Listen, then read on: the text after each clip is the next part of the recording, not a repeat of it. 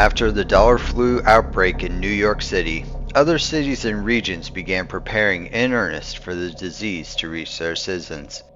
On the west coast of the United States, the governor of Oregon, Jules McNary, relocated from the capital, Salem, to the largest city, Portland, to begin preparations. Fearing the worst, she issued a state of emergency almost immediately, calling up the Division and National Guard. She asked for support from Joint Base Lewis McChord for support as well. After a bit of hand-wringing from the military chain of command, Oregon received a military police unit deputized under the division.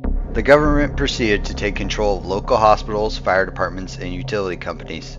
These actions were extreme and met with a large amount of backlash. However, the governor's existing popularity and charisma calmed people's fears, so resistance was isolated to small bordering towns. At this point, the chain of command consisted of the governor at the top, with the deputy governor, James Rucker, controlling the civilian elements, and the division commander controlling the military and police elements. Included in this contingent was a mix of local PD, state police, deputies, United States Army soldiers from Washington, First Wave agents, Oregon National Guard soldiers, and some federal agents who were stationed in the area. Among the First Wave was a well-known division agent known only as Agent 1. Agent 1 was one of the founders of the division, and the primary marksman instructor for all division agents. Her videos were used as an initial primer and for refresher training. After 2 tours in Iraq as an Army sniper, she relocated to Oregon and became a sniper for the state police SWAT team. She was also an instructor there until she was recruited by the division. She gained her namesake not only for being one of the first agents ever recruited, but because of her famous catchphrase, "It only takes one," meaning, if proper preparation, positioning, and patience were utilized, it only took one shot to neutralize the target. Because of her senior status, she isn't necessarily in the chain of command under a division commander, but an advisor that exists separate but tied to the organization. As the contagion spread, it infected a large portion of the leadership. The governor fell ill and James Rucker was promoted to acting governor. The division commander was considered for this role, but Rucker was better known by the populace and considered a better choice for controlling the situation. Rucker's promotion came right as the virus started to take hold. Emboldened by his predecessor's success, Rucker continued down the heavy-handed path. The city was divided up into sections, isolated from each other to hopefully stop the spread. Walls and checkpoints were set up to limit access, and people were told to shelter in place. As the walls started to go up, however, panic spread through several of the areas. These areas emptied quickly, but the ad hoc evacuation created a massive traffic jam, blocking roads. Rucker sent police and military forces to clear the streets, and it was largely successful, except at one critical location, the bridges across the rivers. Portland has 2 rivers, the Willamette, which bisects the city, and the Columbia, which forms the border with Washington. These locations, made mostly impassable, the eastern side of the city fell into chaos. Rucker sent division agents who were more mobile across the river to recon and try to stabilize the situation, while the other elements focused on containing the virus on the west side. Rucker's plan again was largely successful. Through cordoning off the west side into sections, they were able to limit the spread. Some sections remained essentially untouched by the virus. However, in other sectors, the death toll was almost total. All in all, they were able to maintain control, and the total death toll across the city was much lower than in places like New York. Food was shipped in via rail and boat traffic from outlying areas, bypassing the choked car infrastructure. The division agents on the east side found themselves in a desperate situation. Survivors were preyed upon by roving gangs and scavengers. However, they persevered and were able to stabilize several settlements as the rest of the city slowly fell into ruin. Unbeknownst to most of the division agents, the success of the west side hadn't come without a price. Abuse was rampant amongst the law enforcement and military personnel tasked with protecting the city. While a couple of rumors managed to make it across the river to Agent 1 and her fellow agents, if they believed them, they thought they were exaggerated. After all, Portland has always had a contentious relationship with police. After the virus started to die down, the division agents returned to the safe zone, along with East Portlanders who wanted to be evacuated. Now was time to start rebuilding. However, the agents heard more and more reports of the brutality from the government forces, now referred to simply as the police. When confronted by Agent 1, Rucker initially denied the allegations and launched an investigation. As the incidents continued to occur, Agent 1 confronted him again. This time, he didn't deny them, simply stating that it was the cost of keeping the situation under control. Agent 1 responded that maybe she would have been able to stomach it if they were still at the beginning of the outbreak. Maybe accidents or a well-intentioned strong army would have been acceptable. But now the panic had passed, and it was time to build things back to normal, with law and order. Unable to see eye to eye, Agent 1 rallied a large contingent of the police and division agents and broke off, disappearing into the east side of the city, being flagged as rogue in the process for abandoning the mission. The division commander remained loyal to Rucker, still believing the ends justified the means.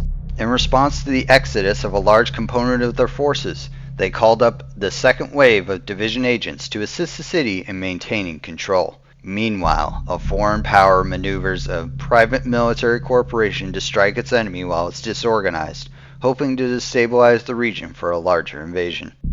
Will these new agents help the fledgling government maintain its ground? Or will they side with the rogue agents to forge a new path? Will they be prepared for the storm to come after? You decide, agents. Get to the city. They're counting on you.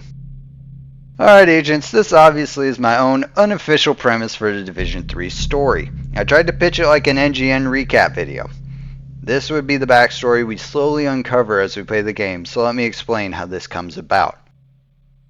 We start the game with Rucker's distress call upon activation of the second wave that I shared in my Division 3 lore teaser short, but hopefully better voice acted. Initially, we are introduced to Agent 1 through her training videos. All we know is that the city needs our help. As we travel into the city, we meet with Rucker's forces and begin doing missions for him. We travel through sectors. Each sector is closed off, similar to entering the Dark Zone Division 2 through checkpoints. This adds a bit of mystery to each new section and what happened there. The sections also allow for a bit more organized story than the Division 2, which left me confused as to what the next mission in order was. Along the way, we received several side missions ranging from distress calls to random encounters. If we look carefully, we can also find echoes of past government abuses. Other than that, we will have no idea that the government could be the bad guys, quote unquote. What we don't know initially is that some of the side missions are actually tests from Agent 1 and her team to see if we're trustworthy or not. They lost trust after the division commander and several of their compatriots stuck with the governor, so they are much more cautious with the fresh-faced second wave. These tests are a series of moral dilemmas, including possibly civilians in trouble, supplies left unattended, evidence of government abuse, and finally an encounter with the rogue agent. These scenarios are being monitored in secret by her team to see if we will align with the police or with the rogues. The game will calculate a score based on our reactions to these events, and a main mission forces a confrontation. The outcome of this confrontation with the rogues determines our alignment. We can either side with the rogues or side with the police. Within these choices, we can work towards unifying the two sides or destroying the other faction. This game will evolve the series by allowing dialogue choices. Our character reacts and makes choices that will impact gameplay. No more being pigeonholed into killing every rogue agent we come across. After this turning point in the plot, we only receive missions from our chosen faction, and the plot wraps up with the two sides coming together or one faction becoming the dominant power in the city. Just as we consolidate power, the endgame starts. A new faction of PMCs attack various infrastructure locations, a solar farm, Bonneville Dam, and the Intel Fab. All of these locations are critical for the city's future, and the Intel Fab especially being critical for the future of the country since they manufacture critical computer components. Once these areas are secured, the true endgame faction is revealed. The PMCs are actually a proxy force directed by the Chinese government. They proceed to launch invasions into the city. Players are able to identify and fortify their own control points, reinforcing them as they see fit. Repelling the invasion will involve defenses at checkpoints to sectors and offenses deep into enemy lines, with enemies patrolling the streets, staging ambushes, and protecting supply caches. This game will also usher in a first for the Division series: companions and followers. You can bring along a companion with a lot of characters to choose from a fellow Division agent to a warhound or even a canine police dog. Replayability of the series comes through the same way as it does in the current game, but improved. You can farm the endgame content as long as you want, or you can replay the story. Your builds are shared between characters, so if you want to replay the story, you can take your optimized builds through as well. Because of this, there will be selectable difficulties for the story. You can blaze through them on easy with an optimized build to hit the story beats as fast as possible, or you can play on a harder difficulty to get better loot and still feel challenged. Okay agents, so that's my lore and gameplay pitch for the Division 3. Let me know what you thought of it. All feedback is welcome. Have I completely gone off the rails into Cloud Cuckoo land? What things did you like? What parts are terrible ideas? Sound off in the comments and share your awesome ideas, no matter how outlandish they may seem on first glance. Let's give the devs some ideas for the next game and what we want. Like the video as always and subscribe. I've got some mathy videos in the works, so stay tuned for those as well. Alright agents, that's all I got for this one. Until next time, this has been Dispatch. Take care out there.